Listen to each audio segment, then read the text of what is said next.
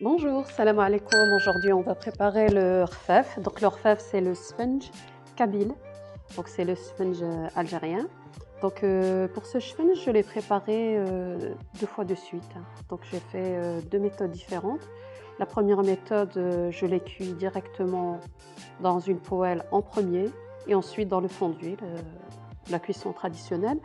Et dans la méthode suivante que vous verrez dans la vidéo, je l'ai cuit dans un léger fond d'huile parce que je le voulais vraiment moins gras. Donc vous voyez ici dans cette vidéo à partir de ce début. Donc pour le rfaf, c'est la même méthode que le sponge marocain, à part que dans celui-ci on a de la semoule fino et il n'est pas percé. Donc voilà, donc il est aussi bon que le sponge. Donc c'est un sponge que j'apprécie aussi également. Donc on va commencer la recette. Pour cette recette, vous avez besoin de 225 g de farine blanche. Donc vous ajoutez votre farine dans votre saladier et ensuite 425 g de semoule fino, mais vraiment la semoule fine, hein. Vous ajoutez ensuite votre cuillère à café de sel. On va mettre une cuillère à café et demi de levure granulée ensuite. En tout, vous aurez besoin de 500 ml d'eau. Donc vous allez pétrir votre pâte en plusieurs fois et vous allez ajouter l'eau progressivement. La première fois, vous allez la pétrir pendant 5 minutes. Vous allez la mélanger, la malaxer du bout des doigts, lentement. Et ensuite, au bout de 5 minutes, normalement, vous allez obtenir la pâte qui est déjà ramassée. Vous allez obtenir votre boule de pâte. Donc vous allez continuer à ajouter l'eau et la pétrir en même temps pendant 5 à 7 minutes. Donc vous la pétrissez vraiment bien parce que le secret du sponge, c'est vraiment le pétrissage et la pâte. Donc si vous voulez réussir votre sponge, vous devez vraiment bien travailler votre pâte. Donc vous allez obtenir normalement une pâte collante. Vous la travaillez en la malaxant du bout des doigts. Vous la battez régulièrement. Donc voilà, vous allez obtenir cette consistance. Vous voyez déjà que ça commence à se ramasser. Donc au bout de 10 minutes, vous obtenez cette consistance. Vous continuez à ajouter de l'eau et votre pâte commence à être élastique. Donc vous voyez vraiment là, vous voyez la différence. La pâte, elle est beaucoup plus souple. Donc l'eau, il faut savoir qu'il faut toujours l'ajouter en petite quantité et mouiller vos doigts en même temps.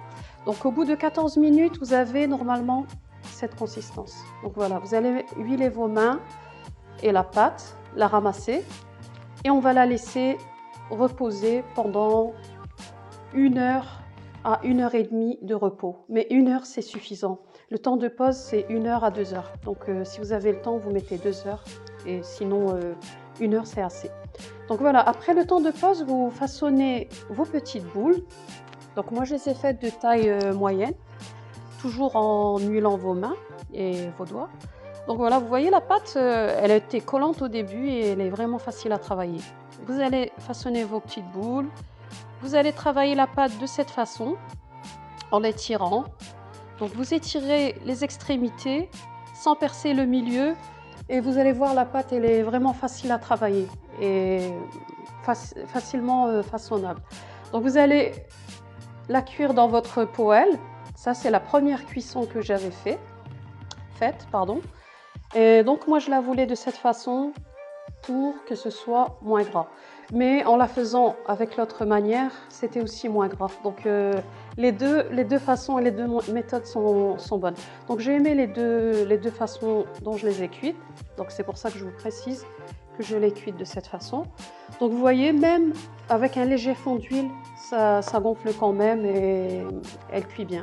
Donc honnêtement, c'est vraiment aéré et léger. Donc vous pouvez la manger aussi bien comme ça qu'avec de la confiture ou la garnir au milieu. C'est comme vous aimez en fait. Donc vous voyez, donc, on a la première sponge qui est cuite. Elles sont bien dorées de chaque côté. Donc la cuisson, elle doit être faite à chaque fois 3 minutes de chaque côté. Donc concernant la cuisson, ce qu'il faut savoir, c'est que l'huile, elle doit être légèrement chauffée. Donc voilà, j'espère que la recette vous a plu. Et donc voilà, je vais donner la recette en chlef maintenant, en berbère de chez nous de Agadir. Donc la recette هاد الشفنج خصها كيستهلك تقريبا 425 غرام وقرن فينو، د 2520 غرام وقرن مليل، يات المعلقة ونص من تخميرة الحبوب. راكم يخصي 500 مليلتر ومان دافي. راتي تعجن مزيان، راتي تعجن غزود لا فيديو تقريبا 10 دقائق على 14 دقيقة سوفو سنون. درت زياد ما ماني ميكسيميك سنون غالمقلة اللول الثانية هما الشفنجة هادي خصها تيتجيم تقريبا ساعة نقدوك ساعتين عاد يغلي نكيوجي تقريبا ساعة. قلت في هاد لا غوسيت تقريبا خصكم 425 غرام ديال دقيق ديال فينو، المعلقة ونص ديال الخميرة ديال الحبوب، و دقيق ديال دقيق بيض، اسمح لي، دقيق بيض 22 غرام ديال دقيق بيضة، وخصها تخليه تقريبا ساعة حتى لساعتين ديال لابوز، وطيبي في المقلة الاولى وهذاك الزيت. انا درت جوج طريقات ديال الطياب في هذيك لا فيديو. Donc j'espère que la recette vous a plu et je vous souhaite une très bonne journée. Je vous dis à très bientôt. Donc n'oubliez pas de vous abonner si la recette vous a plu et de partager. Merci. Au revoir. À bientôt. Salam alaikum.